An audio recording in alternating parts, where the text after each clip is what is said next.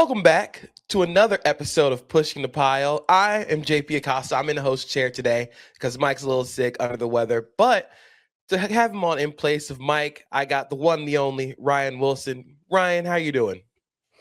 JP, I love the work you're doing. I'm happy to be working with you here. I don't think we worked together outside of maybe an HQ hit. I love the side by side here. Producer Claire's with us. This is you in 50 years, buddy. So you better start exercising, eating right, or this is what's going to happen to you. So just a little warning from the ghost of Christmas past here, buddy. Hey, if I could get like you, then that's going to be the ultimate dream come true. Oh, It's been fun working with you on CBS Sports HQ hits, but now we're going to do a little bit of podcasting, do a little bit of talking about the NFL. But first, we're going to start with the Monday Night Football game. But before we do that, this show is brought to you by FanDuel Sportsbook. Make every moment more. We got to talk about the Monday Night Football game where the Atlanta Falcons do what everybody who is a little bit of a sicko wanted them to do, and they upset the Rams 27-24. They jumped out to a 21-0 lead before the Rams came back. Ryan, does this sort of give you a little bit of pause for the Rams' chances at winning a Super Bowl? Yeah, because they went from the first seed to the sixth seed, I believe, after that loss in Atlanta. They tried to come back, and part of it, 21-0, I was like, okay, nothing's set in stone, especially when you talk about this Falcons team that's been so up and down. And I kept getting these 28-3 vibes from the Falcons Patriots Super Bowl, and it almost turned into that. But the larger point is, it is sort of weird, right? So it's one thing to lose to the Seahawks, and that happens if you're the Rams. But the Panthers took it to them pretty good a few weeks before that, and you started seeing little cracks in the dam, and you started to wonder. I love this football team. I don't know if I'm more concerned about the defense than the offense. I know Matthew Stafford has had a few hiccups down the stretch, but I feel like Matthew Stafford can win a game any day of the week. And I know you dive deep into these X's and O's. Are you more concerned about the defense or the offense? Because it feels like the offense can turn it on when they need to, although obviously that didn't happen on Monday night. I think I'm a little more concerned about the health of the offense and the sustainability of the offense rather than the defense. I do think that they have a formula for winning Super Bowl like games and winning in the playoffs, which is they have a pass rush that can still get home, and they still have a great defensive coordinator, Chris Shula. I think they try and overcome some of their the Rams have not really addressed the defensive back and the secondary position very well over the last few years. They're kind of scraping it together with former first-round picks and Emmanuel Forbes, late-round players like Cam Kinchins, and that sort of shows up against teams with elite talent at receiver. But I do think with their pass rush, they can sort of make any game rocky. But on offense, this team is very different without Kevin Dotson at right guard. Kevin Dotson got his ankle stepped on by Derek Hall in the loss to the Seahawks. And without Kevin Dotson, they lose a lot of physicality up front in the run game. And that's what really stood out when the Falcons jumped out to a 21-0 lead. They looked physically overwhelmed without Kevin Dotson on the field. I thought the Falcons did a really good job of sort of just taking it to the Rams up front. And without Dotson, you lose a lot of pop in the run game. You use a lot of that. Of course, you're losing a right guard, so you're losing a lot of an ability to mitigate pressure. And Matthew Stafford does his best, but Matthew Stafford is also on the older side. And at this point in his career, he's not going to make a lot of plays extending with his legs. He needs the pocket to be clean. That's sort of the way to beat Matthew Stafford is pressure without blitzing. And so you worry when you get into the playoffs, you think they're a 6th seed right now. You might have to go to Philadelphia to go and face the Eagles and that entire group of monsters on the defensive line. If you don't have Kevin Dotson or even Alaric Jackson, who missed the game, DJ Humphries had an awful game on Monday. The penalties, some of he did not look very ready to play. And I think that was just sort of how the Rams looked for most of the game, but they still came back and scored 24 points, which is a pretty good day for most teams, but not when you're going to try and win a Super Bowl and not when you're a Rams team that is one of what I consider the favorites to win a Super Bowl. So when we look at Matthew Stafford's performance, he went into this game at minus 250 to win the MVP. Drake May was right behind him at plus 200. Post-game, those odds flipped dramatically. Drake May went to minus 650, Matthew Stafford plus 500. Ryan, did Matthew Stafford lose the MVP in that game? Let me ask you this question before I answer that question. Was this game a worse loss for the Rams than the Steelers' loss to the Browns was the day before? No, I kind of think the Steelers were just the Steelers' loss was a really Because the bad. I Steelers, think let's be honest, I'm a Steelers fan. They stink. The Rams are a good football team, and they sort of hurt themselves. And I understand. I mean, I don't want to go down the conversation of why the Steelers are so terrible. But I do wonder, to your question about Matthew Stafford, I mean, I was wrong about Drake May. I thought Drake May needed to sit for a year coming out because some of his tape at UNC was all over the place. And I didn't account enough for it. I had people tell me this. I just didn't believe them. Just the way he grew up, his family, they're locked into, being good people in sports and they're high achievers in sports from his mom, his dad, and on down to his brothers. And all that translates. And you hear people in New England say the same thing. And I think he has earned that right to be the MVP. He is playing out of his mind. But if you had to win one game in Week 18, would you start Drake May or Matthew Stafford? Ooh, I think I would start Stafford given the experience. I think so. But I also think when it comes to the limits that Matthew Stafford has, I think Drake May's ability as a scrambler to keep the Patriots offense moving, I think that matters so much, especially when Stafford really can't do that right now. I think in my head, in a perfect world, they just tie the MVP. Like this is the year where you can give the MVP to both of them. It'd be very similar to Steve McNair and Peyton Manning. I think that Drake May adds so much to the Patriots, and they're sort of in this space and in this one seed race in the AFC because of Drake May. I know a lot of people will point to the schedule, and they haven't played that many great teams, but this team went from worst to first, and this offense shouldn't be here. They still don't have a receiver. We were whinging about not having a receiver. Kayshon Bouttie's suddenly the next summit of Randy Moss. It's crazy. Yeah, I mean, Mac Hollins is having career years in New England. You're playing games without Will Campbell and Jared Wilson. You have so many things that are lacking. They still don't really have a run game at all. So Drake May is doing this, I don't want to say like by himself because that would be disrespectful to the other players on the Patriots, but he is sort of the reason everything works in New England. Whereas with Matthew Stafford, I do think the addition of Devontae Adams and him not playing in that game against the Falcons really shows up. I think his separation against man coverage, I think having another body opposite of Puka Nacua really helps like ease some of that strain that the offense sort of had last season. But he has Devontae Adams. He has Puka Nacua. He has Sean McVay, who is one of, if not the best play caller in the NFL right now. And their run game is first in the NFL in success rate. They can generate 4 and 5 yard plays better than anybody else. But where Drake May wins the MVP to me is because he is so uber efficient. And I think doing that, despite not having all of the elite talent around him at this stage of his career, that's stuff we really don't see a lot right now. That's a good point, because if you put Drake May on this Rams team, they might be undefeated because there's so many other things around Drake May that he doesn't have. And we're just being honest, like the pass rush, if you want to compare the Patriots versus the Rams, that's you're not even having the same conversation. So that's a good point. All right, I'm still voting for Drake May then. So at this point in the playoff picture, in the AFC, the 1 seed of the Broncos, 2 seeds the Patriots, the 3 seed Jacksonville Jaguars, 4 seed Pittsburgh Steelers. The 5 seed is Houston Texans, 6 seed Los Angeles Chargers, 7 seed is the Buffalo Bills, but none of those spots are really locked in right now. The Ravens still have a chance at making the playoffs by winning the AFC North. And then the NFC, the number 1 seed is the Seahawks currently. The 2 seed is the Bears. The 3 seed is Philadelphia Eagles. The 4 seed is the Carolina Panthers. The 5 seed is the 49ers. The 6 seed is the Rams. And the 7 seed is the Packers. So, Ryan, I want to ask you in both conferences, which team do you think is there one team that's the most dangerous once we get to playoff time? I can tell you who's the least dangerous, and I'm going to ride this all the way until they win the Super Bowl. The Denver Broncos. I just don't get the Denver Broncos offensively. Drake May. Bo Nix has played a lot better. Excuse me. And I will give him credit for that. But the first 2/3 of the season, I was like, how is this working? The smoke and mirrors that we're seeing from him and that offense. with Sean Payton.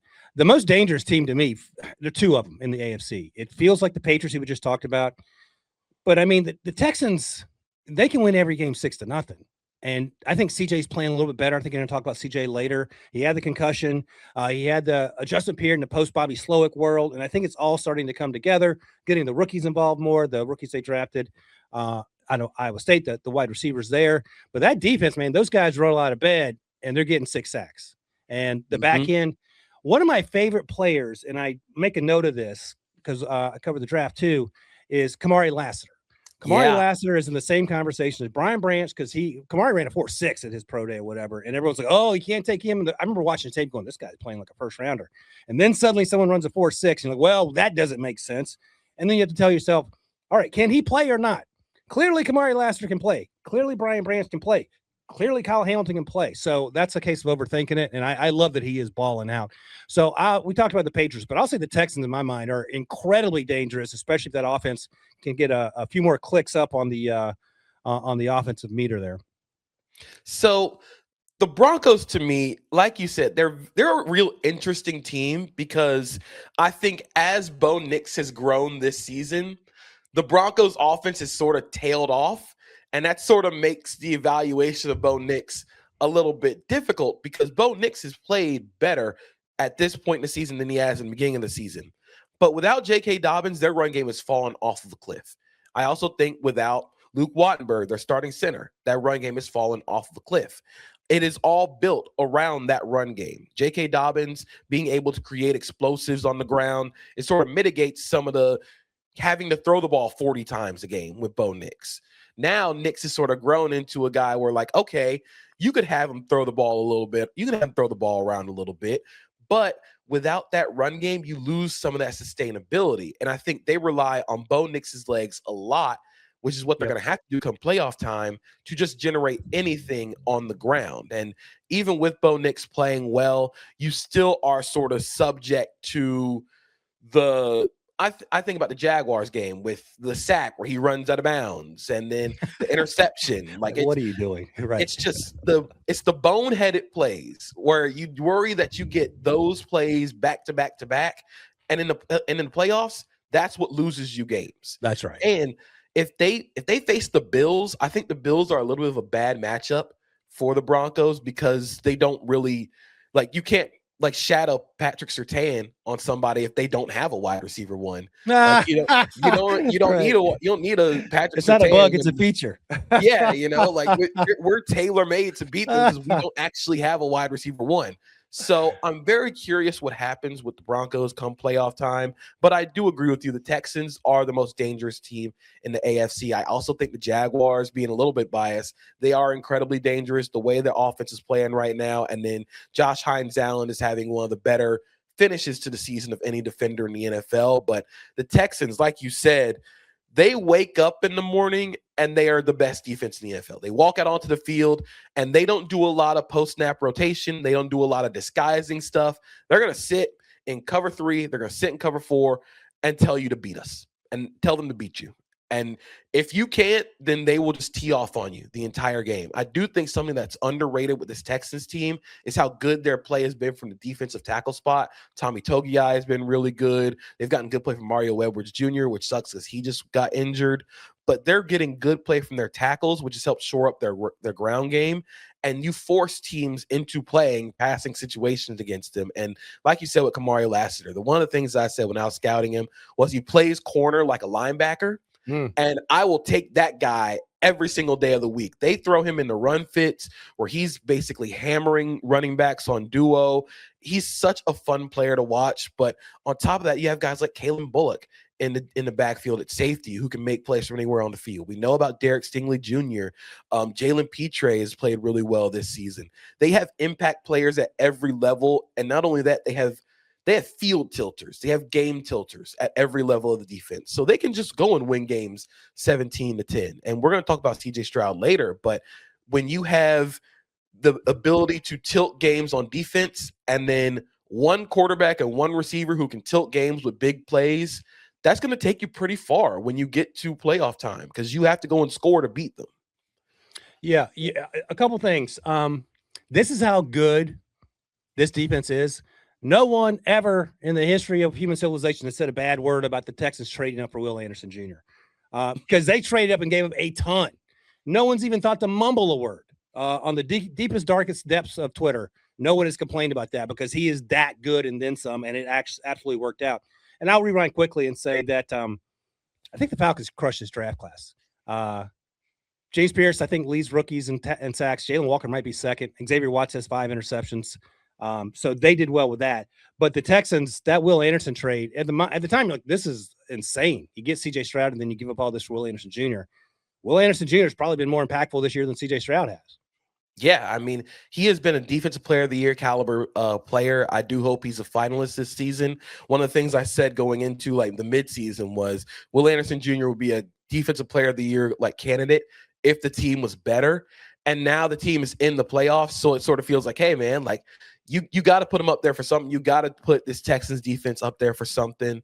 When we talk about the NFC and most dangerous teams, I sort of feel like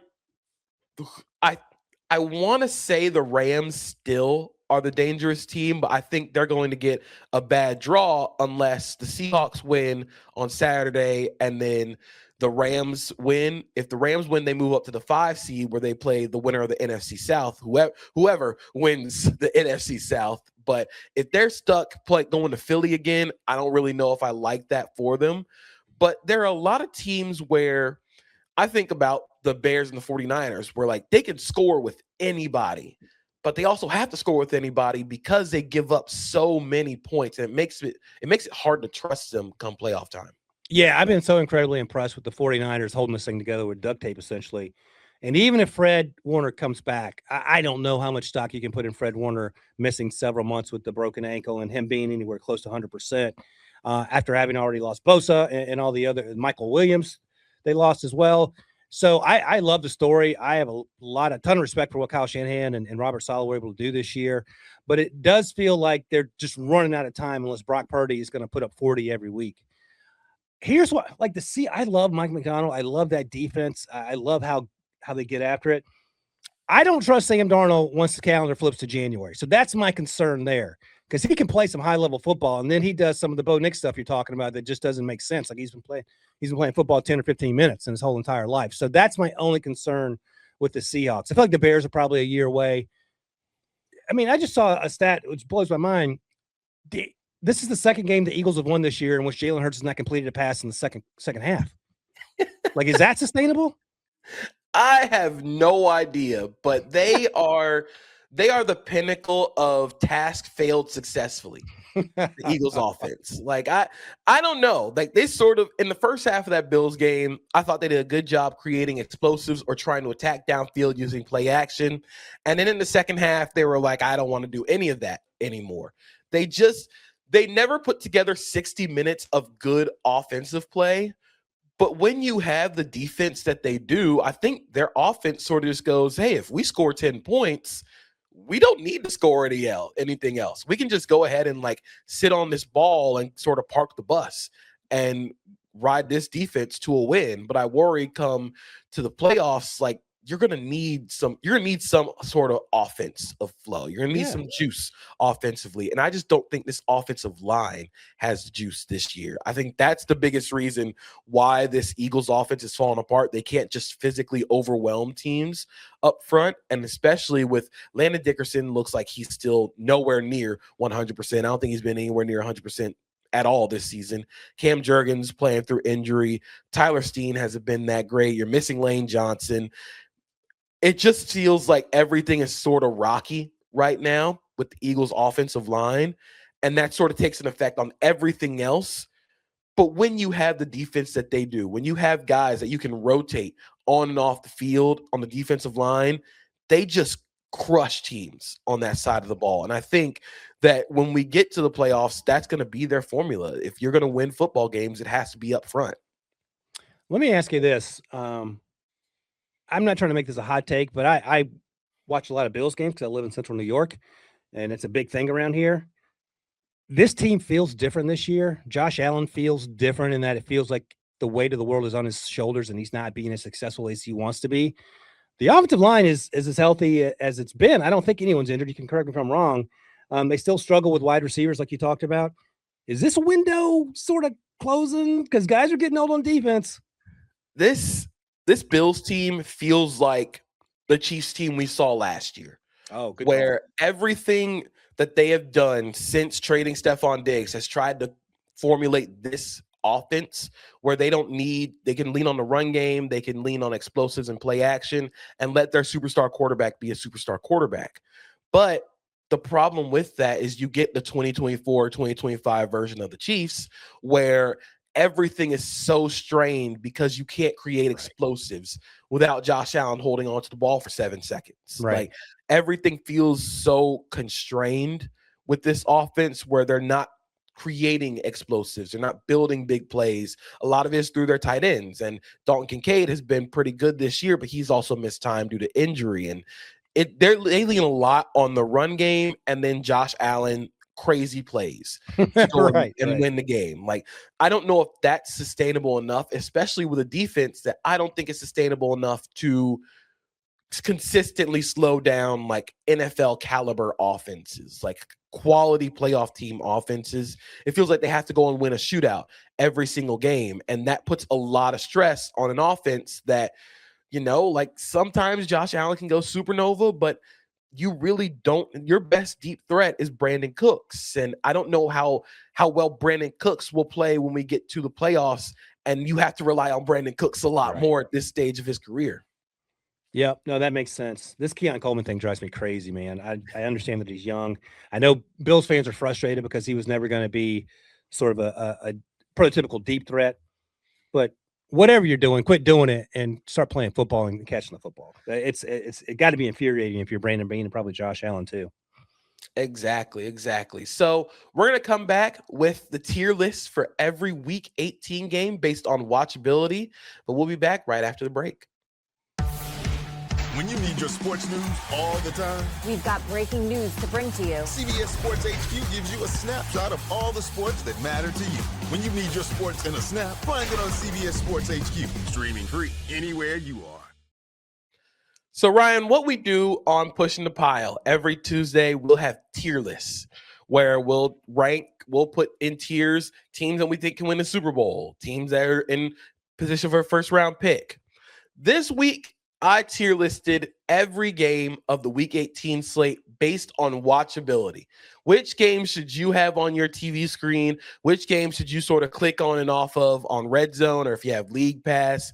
Or which games are kind of just skips? So we're going to get this started at the top of the tier list. We're going to call this at the top Absolute Cinema. These are games you have to watch. This is priority viewing for every NFL fan from the casual to the nitty gritty. And those two games are Seattle and San Francisco and the Los Angeles Chargers against the Denver Broncos. And I did this pre-Justin Herbert saying he wouldn't play. But I do still think that game holds a lot of weight and holds a lot of importance in the AFC because if Denver wins, they lock up the 1 seed. The AFC is going through Mile High Stadium to get to the Super Bowl. But if they lose, a whole bunch of sliding doors begin to open in the AFC. It starts with the Patriots. If they beat the Dolphins, they are now the number 1 seed. If the Patriots somehow lose and the Jaguars beat the Titans, the Jaguars are the number 1 seed in the NFL. But if the Chargers win, you also have a shot where the Chargers are now like locked in to that 6 seed or to that 5 seed. And you sort of basically keep the Bills at the 7 seed, having to go to Denver to play the Broncos. So there are a lot of sliding doors that open with the Los Angeles and Denver game, but Seattle and San Francisco it's the best game of the weekend when it comes to just importance, number 1 seed on the line, but also schematically. You're having Kyle Shanahan at possibly the peak of his play calling powers against Mike McDonald and what I thought has been one of the coolest defenses in the NFL this season in Seattle. So I'm curious to hear your thoughts on the absolute cinema part of this Week 18 tier list. Yeah, I think the Seattle Seahawks, Seattle and the San Francisco game is going to be interesting to me. I would be remiss if I didn't give a shout out to my guy McCorkle Jones, who I loved coming out of the draft and who absolutely cratered when he was with your Jacksonville Jaguars, but refound himself and had the redemption story of all redemption stories the first half of this season. And Mac Jones crawled so Drake May could walk. I suppose that's what happened there. But Brock Purdy came back, and there was that conversation about should Brock Purdy be the starter? Yes, Brock Purdy should be the starter. But I do want to see, again, this little chess match between these two guys. I think the Seahawks, based on health, in addition to the way that the season has unfolded, is the slightly better team. I'll give a shout out to my guy, Nicky Manwari, and another insane athlete that feels like a Mike McDonald guy that you use just to terrorize people on defense, flying all over the field. And I think it's going to come down to, do you trust Sam Darnold? I think that's going to be the real question, not necessarily this week, but also going forward. Certainly home field advantage will help. If the 49ers get home field advantage, that'd be one of the most insane stories I can imagine, given just how banged up they've been and how they've done it with so few guys at 100% health. And the other thing I'll ask you about in the other game, since Justin Herbert's not playing, so that sort of greases the skids for the Broncos. And you said if they play the Bills, that's good because there's no number one receiver in Buffalo. But after that game, should they win it, how do you hide Riley Moss? I mean, it's gonna be tough because if you're facing and moving on after, if they do beat the Bills in that first round game, it's gonna be tough because you're thinking about the Texans and the emergence of Jaden Higgins. The Jaguars have Brian Thomas Jr. as sort of their de facto wide receiver too. Parker Washington had a career day against the Broncos and primarily against Riley Moss. You think about potentially the Steelers getting DK Metcalf back and sort of the problems that could pose if the Steelers offense wants to participate in football. It's difficult to hide Riley Moss, but I also think Riley Moss has played fine. He's also been on the receiving end of just everybody going after him because you are opposite of the star. Right. So you're always going to, just by volume, get a lot of penalties. You're going to get flagged a lot. You're going to get because you're just getting the ball thrown at you so much. I actually think Jaquan McMillan has also been a little up and down this season. I think with the Broncos defense, if you're going to attack them, it's going to be that second corner spot, or it's going to be at the linebackers in the middle of the field, because as well as Talanoa Hufanga has played this season, you can still attack these linebackers in pass coverage. I think the Jaguars did it really well. I think the Colts did it really well in their early game that the Broncos lost to Indianapolis. Tyler Warren had 4 catches for 79 yards in that game. So I think you can attack this Broncos linebacker core and pass coverage, which will also sort of magnify like Riley Moss, because you're just not throwing at Pat Surtain. Every offensive coordinator in the world knows you're not throwing at number 2 on Denver. Just go after the other guy. Right. So next here we have the banger alert. These games could be good. It could also end up being real awful. But we have Ravens Steelers on Sunday night. We have Panthers Bucks on Saturday afternoon, and then Colts Texans in the 1:00 window on Sunday. I am so angry that the NFL made this Steelers game 8:20. So I got to sit through all the other games and watch them lose to the Ravens. I was praying it would be the 4:30 Saturday game so I could get on with my weekend. So I got to sit through that. So, I watched the Packers give up against the Ravens the night before last Saturday, and then the Steelers pretended they were the Packers against the Browns. And if the Steelers play like the Packers again on Sunday night, they're going to lose. Derrick Henry is going to run all over him. He'll run for 250 yards. So no DK Metcalf. You talked about him earlier. Forget not having a number 2. They don't have a number 3 wide receiver. Calvin Austin missed last week with a hamstring. I don't know if he'll be back or not. Even if he is your number 2, he's 5'8". You have Adam Thielen, who's 25 years older than you. You have MVS, who's 15 years older than you. Both guys are just on the street. So I don't know what the solution is. I will say this. As a Steelers fan, not necessarily being a huge Aaron Rodgers fan, it's been fun watching him do the things he's done.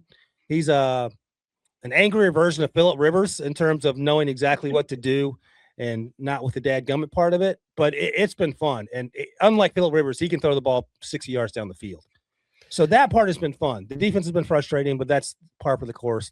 Ravens fans are basically looking in the mirror. It's the Spider-Man meme. Steelers fans and Ravens fans are the same. John Harbaugh had to answer questions about whether he and Mike Tomlin are getting fired after the game, that sort of silliness.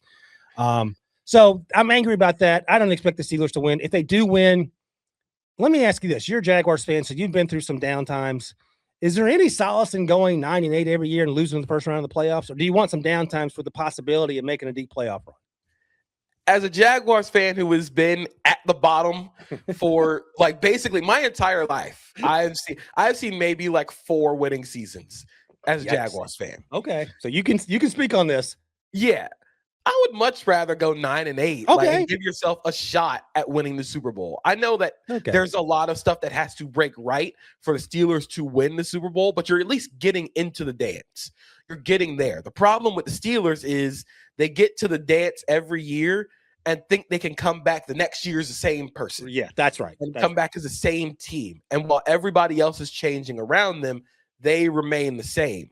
I'm really curious for this Ravens-Steelers game, how the Steelers run the ball effectively on a Ravens team that doesn't really defend the run that well. I think Darnell Washington breaking his arm is going to be huge for this Steelers team because they want to live in 13 personnel. They want to live in jumbo. And without Darnell Washington, they missed that 7th offensive lineman when Spencer Anderson is on the field, and that 6th offensive lineman when they have him on the field with all the other tight ends and receivers. I'm curious how you get some sustainability in the run game because Jonnu Smith and Pat Freiermuth are not the same caliber of blocker as Washington is. So are you going to play a lot more Spencer Anderson and just have Jonnu Smith do sort of the receiver running back stuff? But for the Ravens, I don't know what to think about this team because they are so flawed everywhere. They have so many flaws. And that's crazy, right? Because in August, we all thought this team was going to win 14 games.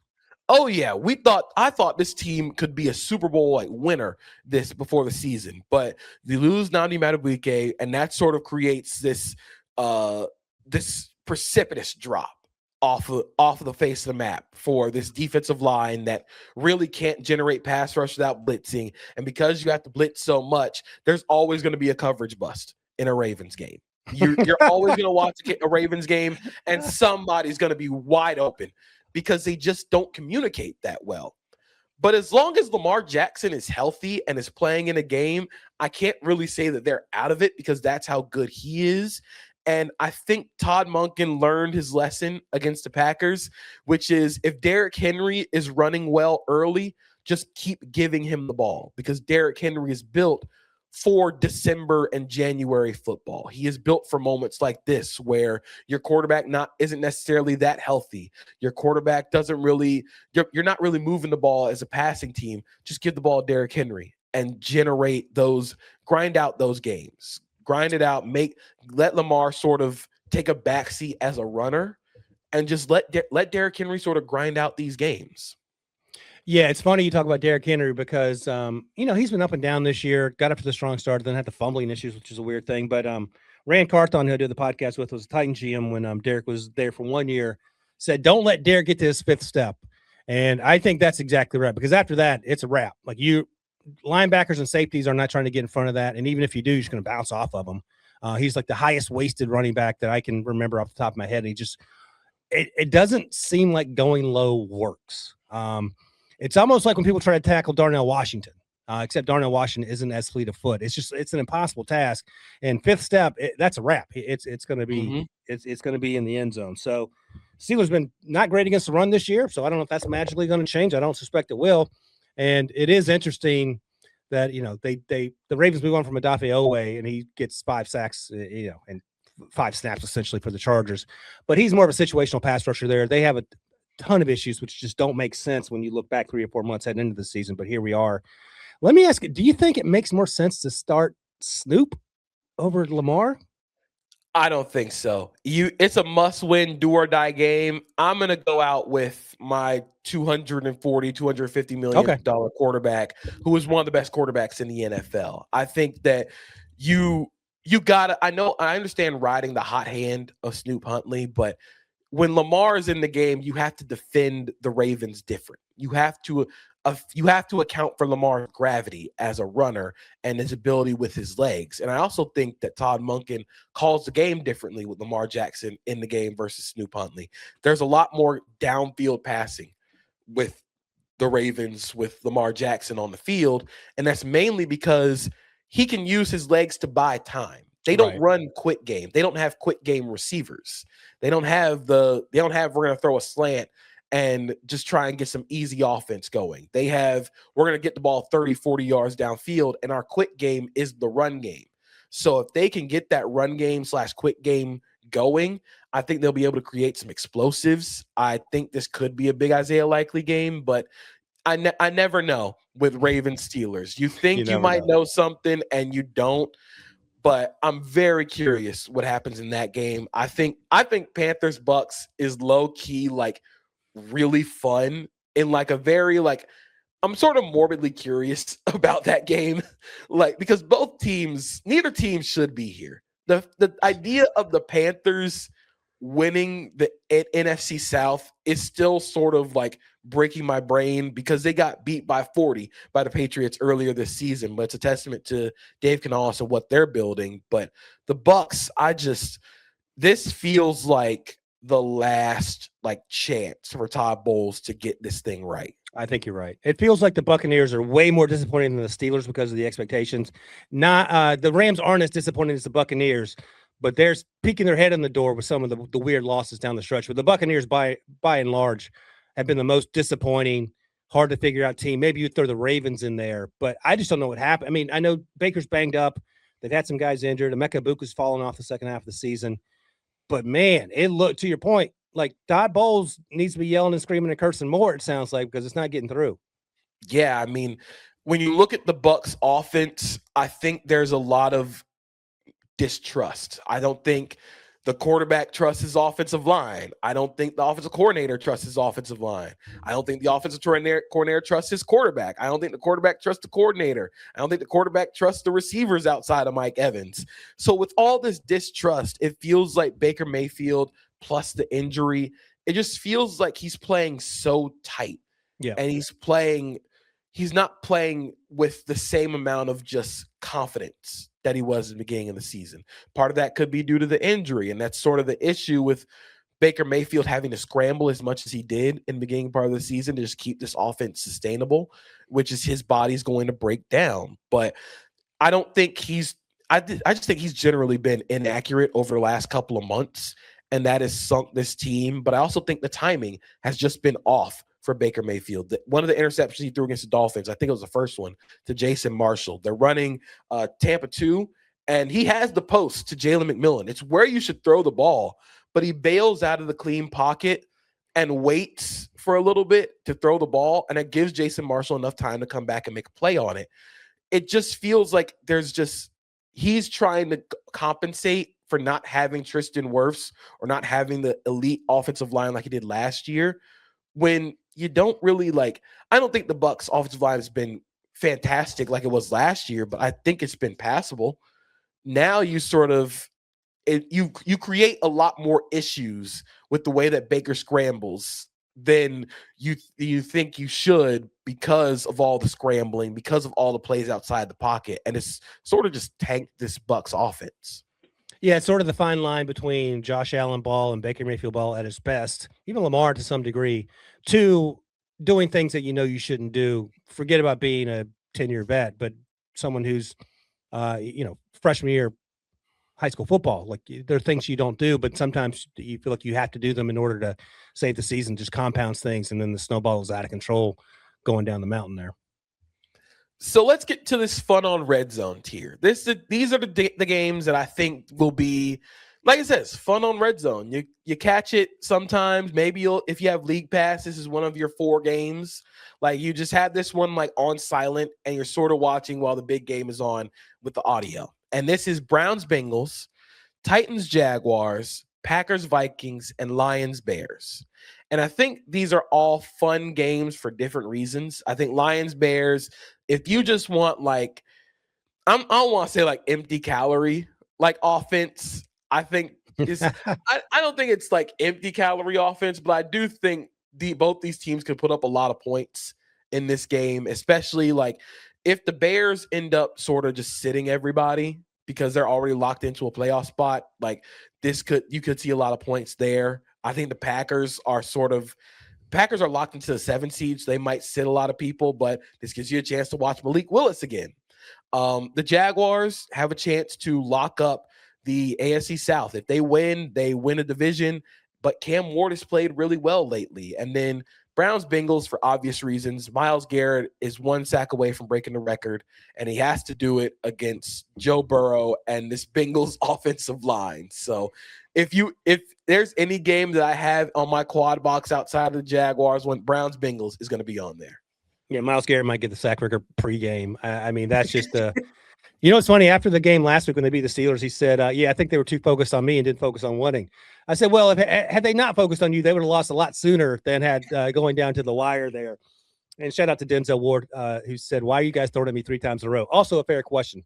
But in terms of this game, it is so frustrating as a Steelers fan how good Joe Burrow is when he's healthy, how good Jamar Chase and T. Higgins are when they're healthy. And as a Steelers fan, I love that they refused to move on from Zach Taylor. I've been saying it since the moment he was hired. I still do not know if Zach Taylor is a good coach. I know he can coach with Joe Burrow. Outside of that, I have no real clue. And the defense has doomed this organization.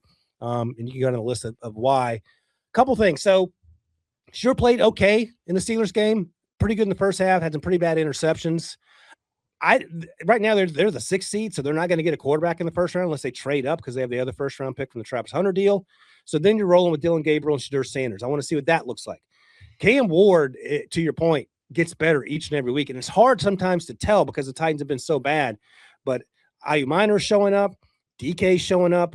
Gunnar Helm has played well when he's had opportunities. The tight end out of Texas. Malik Willis is the interesting one for the Packers. I made a note to ask you this. Let's say you need a quarterback next year, and let's say you're the Jets, for example, and you're going to spend all your cap space and get all the draft picks right. Would you rather have Kirk Cousins, let's say he gets cut or whatever, you trade for Anthony Richardson, or Malik Willis?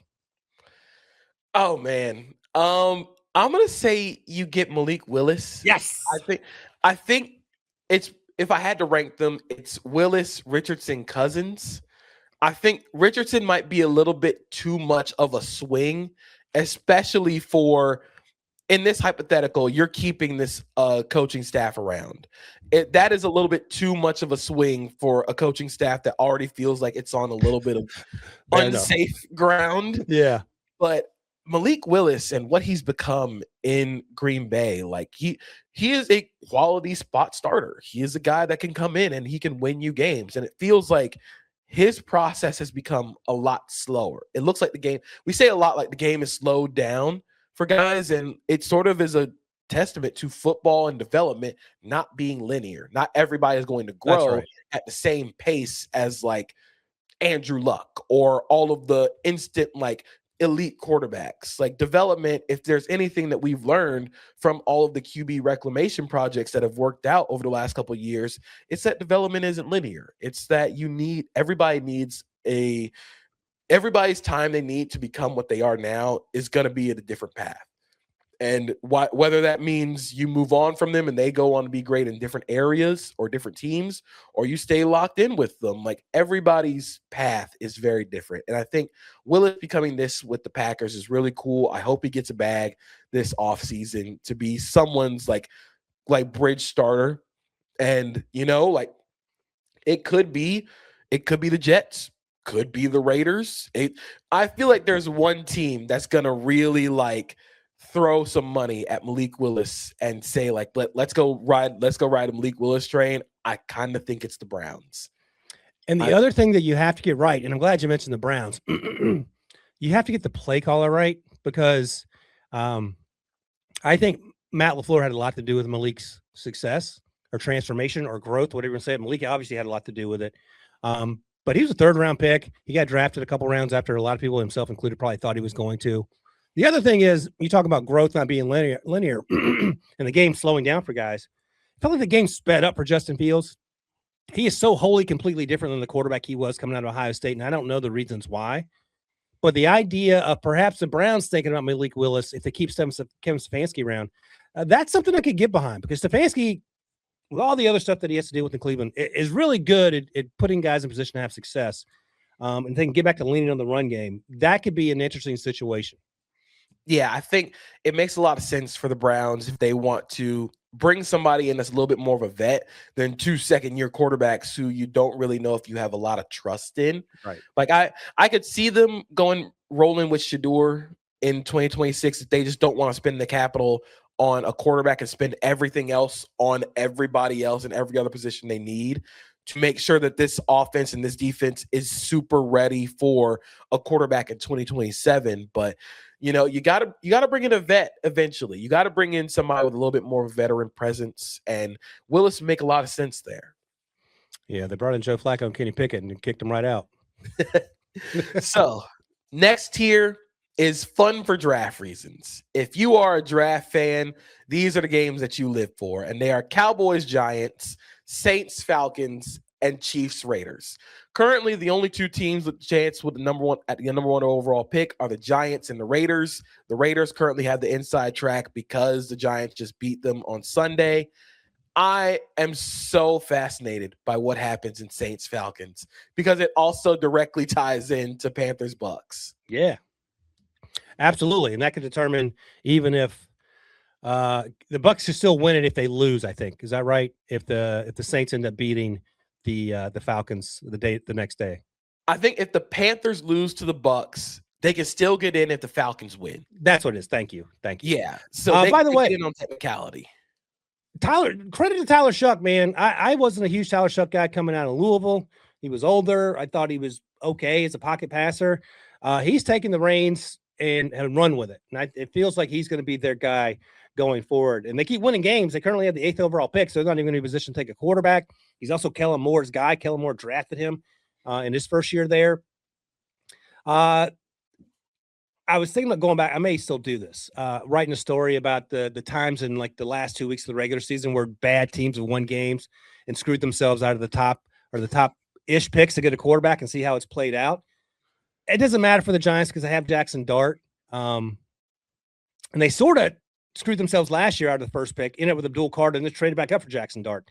Will this team be better with Cam Ward? Maybe slightly, but they're a bad football team.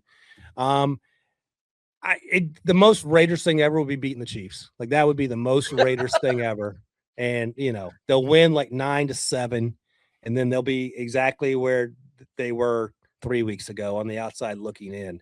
So I hope the Raiders lose and the rest of it can sort itself out. The Raiders need a quarterback, and we should know 7 days from now that the Raiders are taking Fernando Mendoza, and then we can worry about the next 31 picks in the first round. I think the Raiders also think or know that they have to lose this game. They shut down Max Crosby, shut down Brock Bowers. I would expect a lot more of their impact players to be shut down before this game. You're going to see mysterious knee and hamstring injuries popping up on the injury report for the Raiders. But like you said with Tyler Shuck, I thought it's been super fascinating watching him grow this season. And I was also not the biggest fan of Tyler Shuck. I thought that, like you said, a little bit of an older prospect, and some of his stuff against pressure at Louisville sort of concerned me. He was very like, please don't hit me. Like very much, I'm just going to throw this ball away. He would do sort of I thought it was funny. He would do sort of the vet quarterback thing where he just fall, or like he'll spike the ball at somebody's feet, but you are a college quarterback. So it's sort of like, I don't know what you're doing here, man. But his athleticism has really stood out. And that's something that I didn't think would really happen coming off of all the injuries. But like you said, he's proven to be a guy that you can at least roll into 2026 as your starter with and see what happens. If he plays well, you got a starting quarterback. If not, you're probably going to be back at the top of the draft again, and you can go swing for another guy. But I think Shuck's growth has been really cool. Cam Ward finished the season. I think it's been really cool seeing both those guys sort of take strides in things that we thought they were going to be good at in the NFL and sort of make that their calling card. Yeah. Hey, let me ask you about Jackson Dart, because I still don't know who Jackson Dart is as a quarterback. And when you were talking about Bo Nix earlier, I think Jackson has some bow in him in terms of trying to play every play out of structure, it almost feels like. And he can win that way with athleticism. But when he has to play on time, and he's only played, 3/4 of an NFL season, so it's not an indictment on him. But I do wonder, are we going to be able to see him take those strides to be a franchise quarterback, or is he going to be a gunslinger until his body gives out? I think the most optimistic thing you can hope for with Jackson Dart is building an offense similar to Philadelphia's that relies on the run game and sort of the power forward playing quarterback style that Jackson Dart has, and just let him throw deep balls all game. I still am very concerned about sort of his processing and his passing against zone coverage, but he's done really well beating man coverage and beating man blitzes because he scrambles or he's going to throw the deep ball. It's really similar to Jalen Hurts. So if you're going to build an offense that way, I think you need to have the offensive line playing really well. I think you need another receiver. And you can maybe build something out of this. Like I said, I'm concerned about all the other outside parts at playing quarterback for Dart. But when you can scramble against blitzes and man coverage, and you can beat blitzes over the top, I think you're going to give yourself a shot. But he has to stay healthy. He has to remain healthy and remain in the game. He can't do the same stuff that he was doing in college, where like all the concussions. And I know there was sort of like, he thinks that he was sort of being targeted because of all the concussions that he had previously, which, yeah, that's what they're supposed to do. Like, right. If you look like you have a head injury, they're supposed to take you out of the game. So I'm very concerned about all the concussions he's picked up this season, because it doesn't really like play towards sustainability. But if you can sort of just make this offense built around the run game and the explosive passing downfield and like vertical, like go balls, you might have something. Yeah. I thought he was a second round pick coming out. I wasn't surprised that the Giants traded up for him. I understand that. And like I said, I don't know if they'd be in better shape had they lost that game late last season and gotten Cam Ward instead. Maybe long-term, maybe not. They have Abdul Carter and Jackson Dart versus Cam Ward, who, half a dozen to one. But I think your evaluation is spot on, and it's just something you have to sort of scheme around realistically. Like you're not rolling Joe Burrow out there. You're rolling out a young rookie quarterback who has flaws and to his detriment refuses to go out of bounds. Like he's just trying to take guys on like he's RG3 in 2012. And, obviously that didn't work out too well for RG3. Finally, we have our skip section. These are the games you don't need to watch. Dolphins, Patriots, Jets, Bills. Initially, I had Cardinals, Rams in this one, but now knowing that the Rams are probably going to play their starters, I'd move this one into maybe fun on red zone. They put up 45 on the Cardinals last time. And then Commanders, Eagles. I just think the Patriots, Bills, and Eagles probably going to rest most of their starters. They're already in the playoffs. And, it's the Jets, Commanders, and Dolphins. You don't need to see much of them. I'm trying to look real quick. Who did the So in talking about earlier, like teams that sort of screwed themselves by winning meaningless games in week 18. 52 weeks ago, Joe Milton and the mighty Patriots blasted the Bills, and they lost the first overall pick. They ended up getting Will Campbell, so it worked out for them. They could have traded down perhaps and let some team wanted the quarterback. That's fine.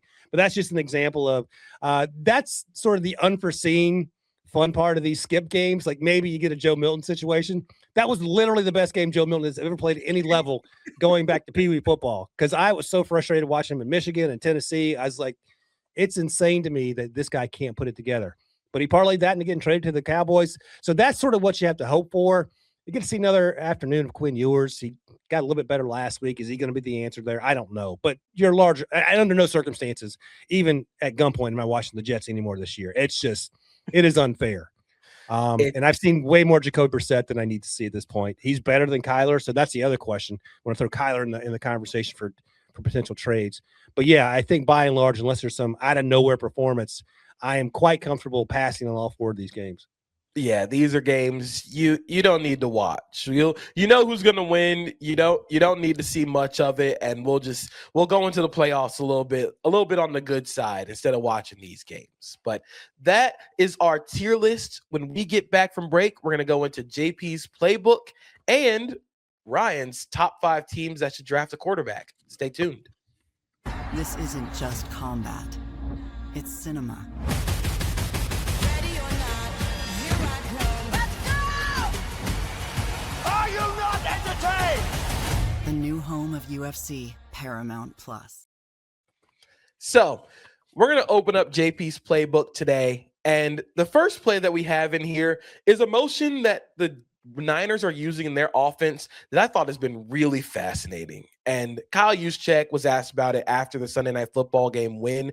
It sort of reminds me of the wing T or the flex bone, where Kyle Juszczyk, I hope if we have video, we can pull it up. Kyle Juszczyk will like go in sort of like a circular motion. It's like it looks like he's going to take a handoff on the flex bone, but he's basically acting as a lead blocker on I formation on like all these zone toss runs. I think it's super cool how the Niners have used it. I was so curious what the Niners call it, and I put out a tweet like, hey, if there's any Niners beat writers, fans, football coaches who know what you call this motion, like, please help me out. I think we landed on dash motion. That's what Juszczyk called it. Yes, this is the play. This is perfect. So if you click play, Kyle Juszczyk is going to go on this little like wide motion instead of jetting straight across, which I think is so fascinating because it creates a better angle for him as a blocker. You know, Kyle Juszczyk's he's a fullback, but he's maybe like 230 pounds, 225 maybe. He's not the biggest guy, but when you use motion, you gain momentum as a run blocker. And I think a lot of teams have started to play those blast motions where you're sending guys straight across at the snap. I think they're playing these a lot better because you've seen it a lot more. But now with this sort of like wide, like sort of like a V motion, I think teams don't really understand how to defend it yet. And Kyle Shanahan has already started to build off of it using toss plays, play action off of it. Brock Purdy, one of Brock Purdy's touchdown runs came off of this motion where everybody runs with Juszczyk and Purdy's wide open to run into the end zone. But I just think it's such a cool way to add to some of the cool things that the Niners do on the ground. And again, I love the wing T. I love the triple option. And I think it's cool that NFL teams are using it. All right, so let's play a little game here. So these are my amateur eyes. I spent a lot of time watching college tape, and then, I'll go back and watch some games. And I didn't grow up X's and O's. I played soccer, JP, and baseball, so I'm late to this. So this looks like to me just split flow, but with like the lead block Juszczyk you're talking about, sort of the B gap insert, and then going from there. Is that split flow in terms of the zone action? It is split zone. So you're having, like you said, you saw the tight end split back across, and Christian McCaffrey just reads the flow. He rides the wave. But because you have Juszczyk going in motion and doing sort of that little like dash motion that they call it, you attract all of the eyes of the Bears. If you watch TJ Edwards and you watch Tremaine Edmonds at the second level, when Juszczyk goes in motion, they bump over. And once that motion happens, they are stuck over on that side. And from there, you create a better angle for your right tackle to go and get Tremaine Edmonds. And then you also just create a cutback lane for McCaffrey. You're creating this wave that all McCaffrey has to do is take the ball, put his foot in the ground, and get to the backside. And that's an instant 16 yards. Because what teams talk about when they're sort of preparing for an offense is like you're reading your cues, and it is. I've never seen this motion before. So if you're used to seeing regular split flow tight end come across the formation, you understand that it's going to be some sort of zone run. But you get confused when you see Juszczyk prior to the snap doing this sort of weird half orbit motion or whatever you want to call it.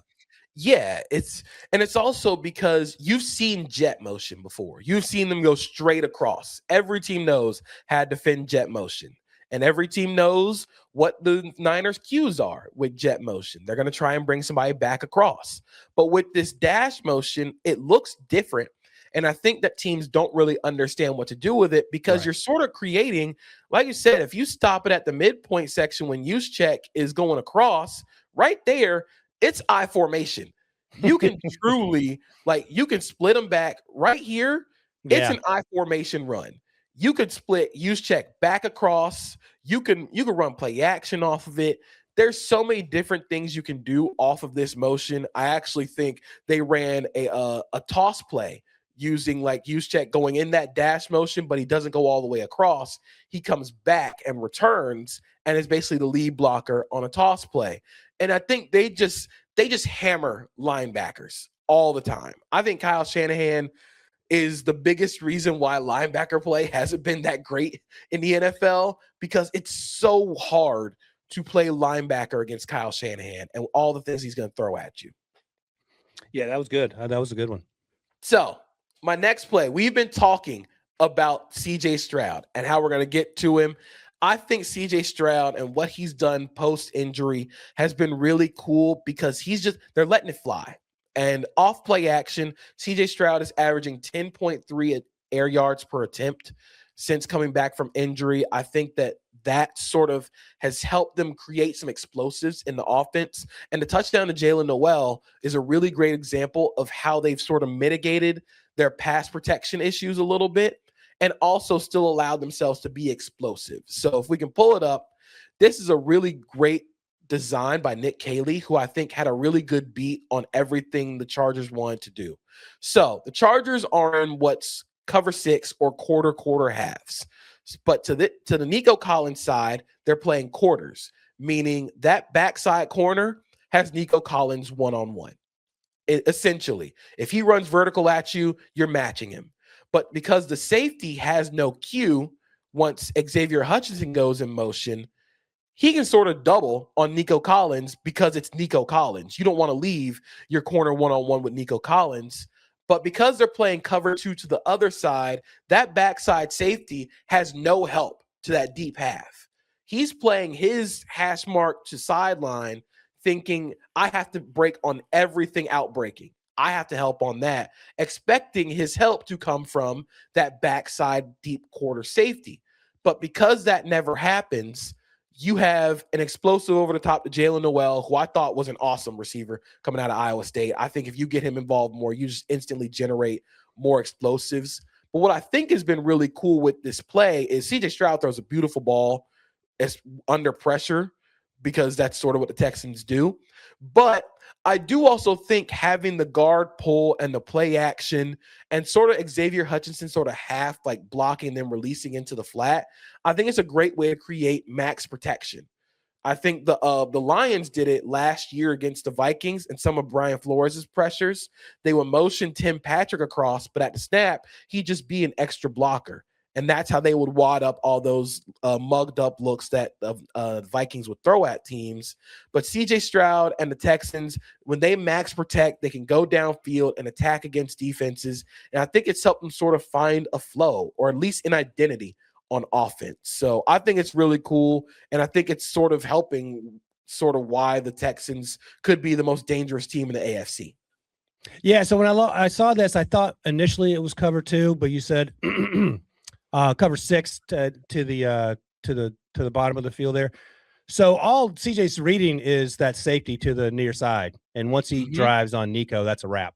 And then it looks like, I don't even know if Nico's really part of this route. I think it's you go the post, or you just throw the check down. I don't know, but it feels like, so CJ may not have known it was cover 4 or cover 6 until post snap, because if it's cover 2, maybe you don't get that if the safety drops. Does that sound right? Yeah. So if it's cover 2, that safety over Nico Collins should not be in that spot. Right. If it's cover 2, I need you haul and tail to get deep to their deep half, because you have to have inside help on that post. Because your safety, if you look at Elijah Molden, he's looking back at that other safety like, where were you at? Right. Like, I need your help over there, because I'm not supposed to be covering guys crossing my face, because that's supposed to be the other safety's help. So when CJ Stroud takes this ball and he looks at Nico Collins, Collins is essentially a decoy, knowing that the Chargers play very aggressive quarters defense, meaning their safeties are driving on every dig. They're driving to be aggressive and make plays on the ball on anything crossing their face. So knowing that, you can tie them down, and then you throw that deep post over the top of the safety, because he's so expecting that in breaker. He's expecting that Nico Collins curl route to be thrown, because it's Nico Collins. So it's a great way of using what the Chargers like to do the most and creating explosives off of it. And as was mentioned in this tweet, the part that I didn't even recognize because I'm looking downfield, CJ's making the throw off his back foot and throwing a dime. Mm-hmm. He was really throwing the ball against the Chargers early in the game. The Jaden Higgins touchdown I thought was a really cool example of, again, like taking advantage of the Chargers' aggressiveness at the safety spot and the way they leave their corners sort of on islands. So if they can continue to create those explosives, if CJ Stroud is going to continue to just get the ball downfield, I think that creates so many more chances for them to just get points on the board. And like we said, with this Texans defense, all you got to do is really score like maybe 17. Right. If you score 17 points, that's going to lead to a lot of wins for the Texans.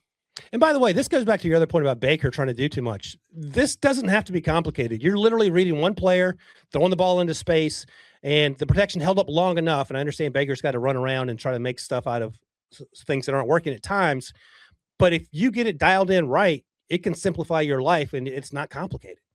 Yeah, it's not complicated at all. If you can tie that safety down and create explosives, you're going to beat a lot of modern defenses in the NFL.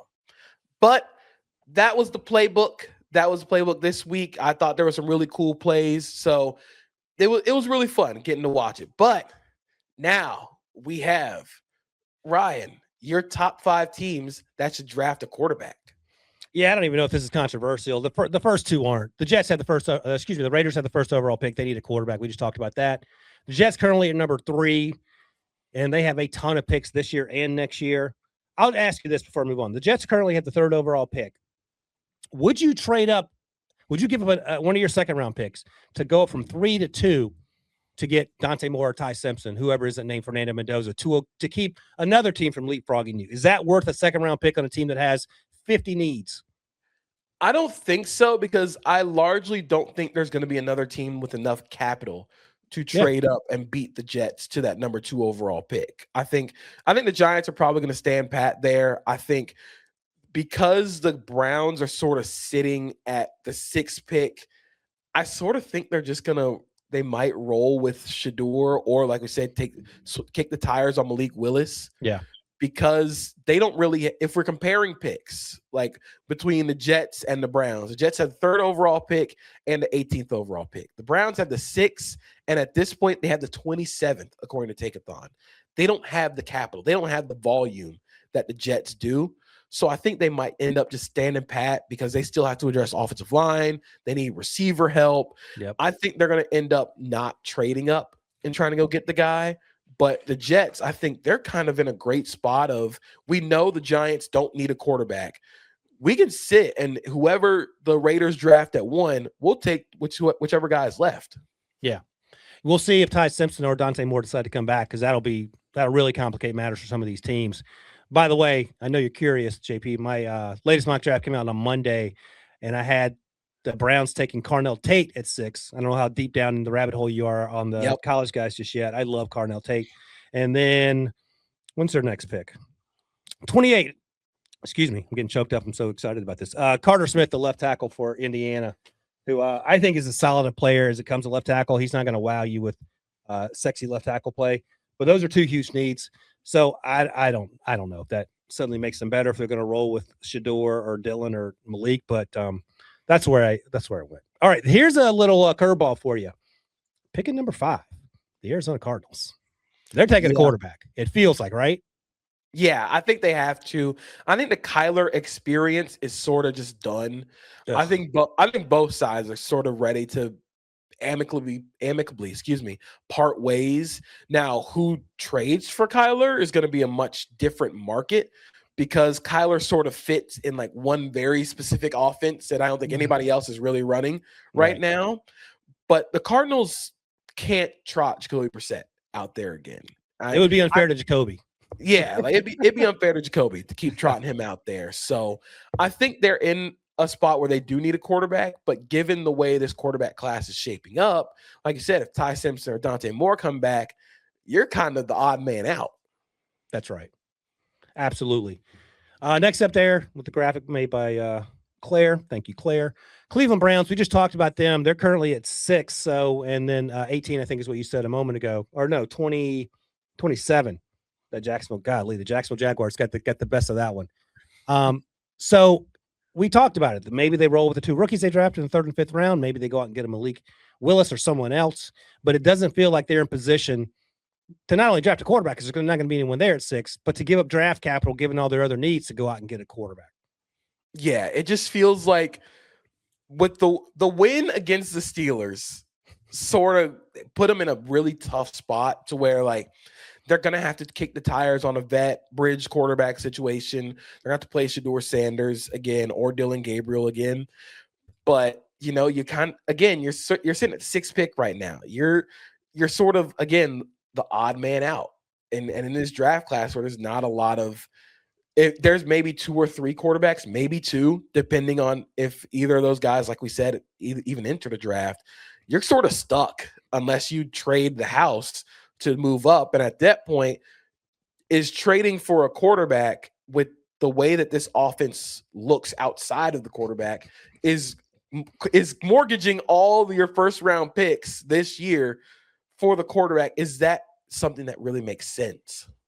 And it feels like we forget that story every single year. Sam Darnold's an example. Baker Mayfield's an example where we draft these guys, get angry that they can't fix something that's out of their control, and they go somewhere else and have success where there's a little more infrastructure and support around them. I didn't put them on there, but the Dolphins are at 11. It feels like they're not in position to move up for one. They have so many needs. We'll see if Quinn Ewers is the guy. Tua is another name we could throw into the list with Kyler, Anthony Richardson, Malik, in terms of guys that could be available. And then finally, my Pittsburgh Steelers, who currently pick 20th. They'll be picking a little higher to number 1 after Sunday night, so maybe they get to 18 or 17. Still, again, they're in they're in 9-8 purgatory every single year. You take a Derek Harmon type, and you makes your team a little bit better. But this team's average age feels like it's 38, and I don't know what Aaron Rodgers could very easily come back. I mean, you know, he won't make his decision until July. You know, Steelers fans will tell you, well, let's see what Will Howard can do. Will Howard's a 6th round pick, and who, you know, he was actually outplayed his next to last year. Let me see if I get this right. I'm pretty sure that Kyle McCord had better numbers his last year at Ohio State than Will Howard did in his final year at Ohio State. We don't remember all that because they ran Kyle out of town, and then Ohio State won the national championship. My point is that I don't know if Will Howard is the solution either. So what are you doing if you're the Steelers at 20 right now? I mean, I guess you kind of got to kick the tires on Kyler. I mean, what a time to be alive. You kind of got to kick the tires on Kyler. I don't think Tua would be a great player in that offense. Oh, forget no. I will quit. Especially given the way that it gets cold in Pittsburgh. I don't think Tua makes a lot of sense there. No. I am curious, you know, if Ty Simpson does end up declaring, that feels like a great spot for him, especially given the way that Arthur Smith likes to run that offense. But there again, they sort of find themselves in the same spot that they have for the last few years of never being good enough to truly make a legit Super Bowl run, but also not being bad enough to go and get a quarterback. So you end up having to kick the tires on Kyler Murray. Maybe this is I don't think they would trade him away, but maybe this is a Jameis. Like that's where we're ending up in this scenario. Like we're talking Jameis, Kyler Murray you're just hoping you can tread water for another year before you go and get a quarterback in 27. It just shows you how lucky at times you have to be. I mean, they sort of fell backwards into Ben Roethlisberger back in 2004. That was the draft that the Browns took Kellen Winslow Jr. ahead of Ben Roethlisberger, who was the Ohio kid. And then, you know, you get lucky for 20 years. And then after that, it's Kenny Pickett. I was never of the opinion that Kenny Pickett was going to be good. I understand you have to draft a quarterback. By the way, I checked quickly. I don't know if you remember this, but one of my my preseason bowl predictions for you guys was that do you remember what it was? I don't.